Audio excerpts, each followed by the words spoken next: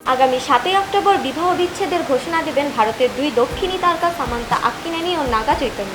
দাম্পত্য জীবনের ইতি টানবেন ঠিক 4 বছর আগে, যেদিন বন্ধনে আবদ্ধ হয়েছিলেন তারা।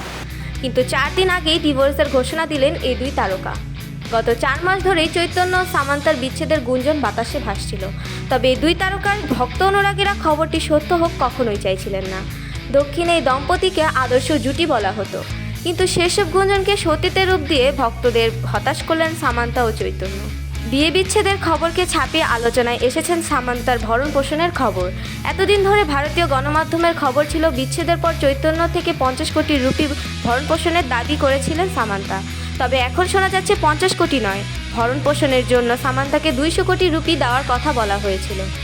কিন্তু বিয়ে ভাঙার কারণে নাগা চৈতন্যের কাছ থেকে সেই বিপুল অর্থ নিতে নারাজ সামান্তা। সামান্তা জানিয়েছেন চৈতন্যের থেকে 1টি রুপিই নেবেন নাও তিনি, এতে তার বিন্দুমাত্র আগ্রহ নেই।